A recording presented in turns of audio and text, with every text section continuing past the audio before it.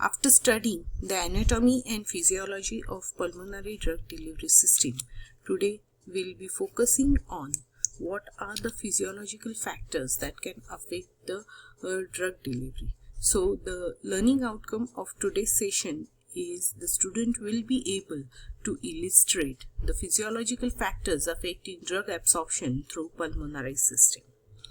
Now, to study these physiological factors, we need to study the fluid dynamics, how the air after going inside the pulmonary system is going to react and the drug along with it. To understand the fate of aerosol in the respiratory tract, we must understand the fluid motion. We cannot define detailed fluid mechanics for entire tract if we see the lung structure or model, but we can make a number of informative statements. Based on that, the first informative statement is that air is an incompressible fluid with constant density. So this aerosol mainly contains particles.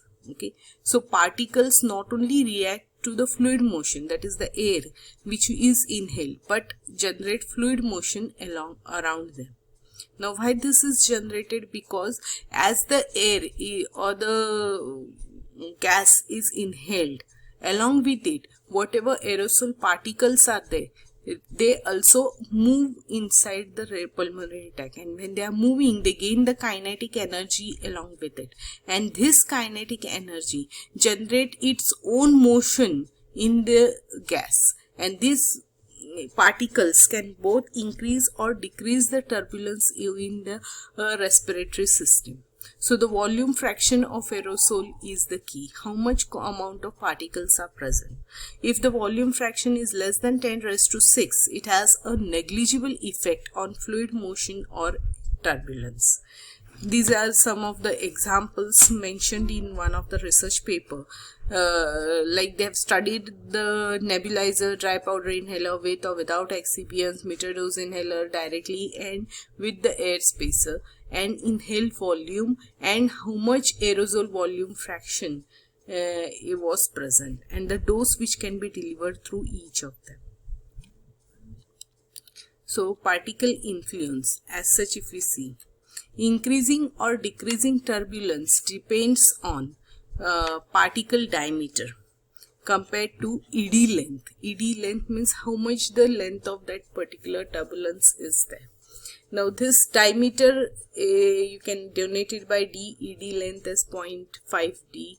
So if the diameter to length, whatever ratio is there, if it is less than 0.1, it reduces the turbulence. If this ratio is greater than 0.1, it increases the turbulence. So generations, if we talk about the generations of the pulmonary system, in generation 17, if this diameter is, say for example 5 mm, so the ED length will be 2.5 mm.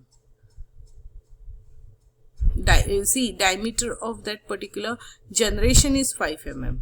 So if the particle over there, see, this is the diameter of generation and this is the particle diameter. If the particle diameter goes beyond 250 mm, it reduces the turbulence. If it is more than 250 mm, it increases the turbulence. Most inhaled therapeutic have therapeutic sizes less than 100 mm. So we expect reduced turbulence.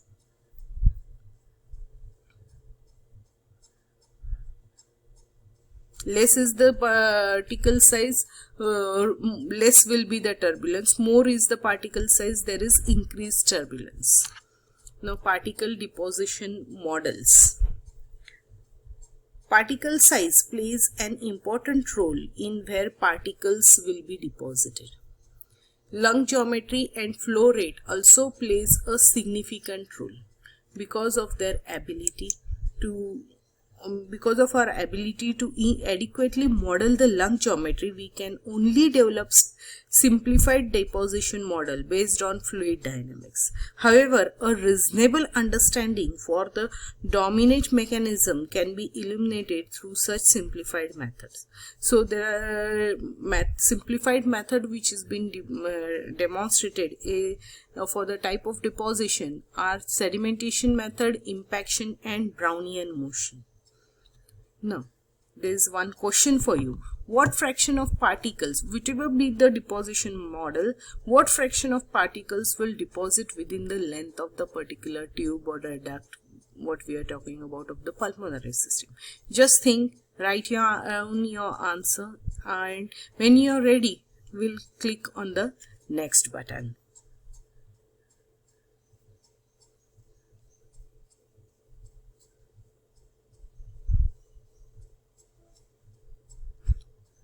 Sedimentation. The effect of gravity on particles in the respiratory tract can be understood by examining the deposition of particles in inclined circular tubes of laminar flow. For simplicity, we will assume a plug flow.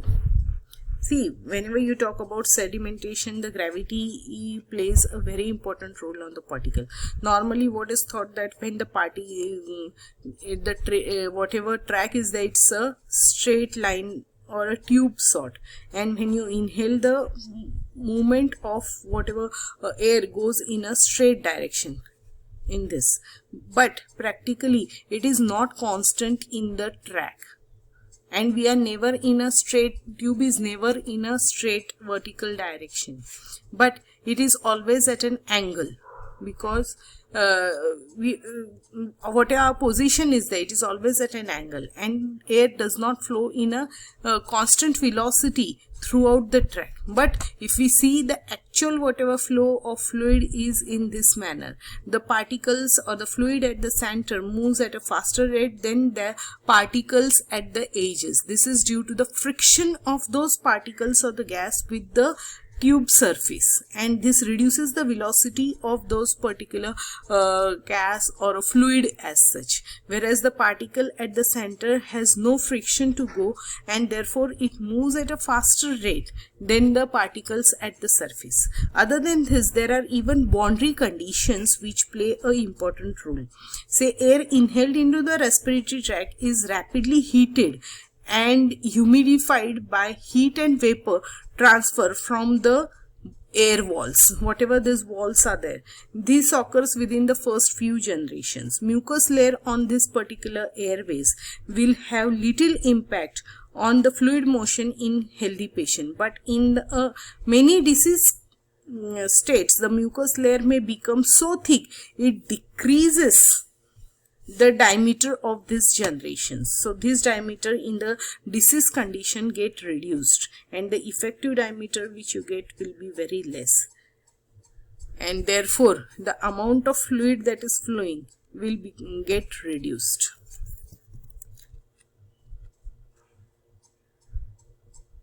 So the settling velocity, the rate at which the particles will be settling. The terminal velocity or settling velocity of a particle is determined when the force of gravity on the particle is equal to the force of drag on the particle. That is mg. Mass into gravitational force is equal to force, that is dragging force due to the gas and all. So the particle whatever density into pi d cube, diameter cube, divided by 6 into gravitational force is equal to 3 pi d mu. There is the viscosity, u settling velocity, and c.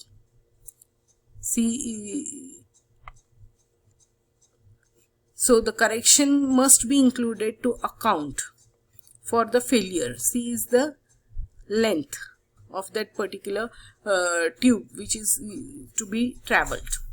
So a correction factor must be included to account for the failure of the no slip condition. The Cunningham slip correction factor uses the ratio of particle diameter to mean free path of the fluid, that is the L, which is given by the length factor which I was talking about. C is the length, is equal to 1 plus 2.52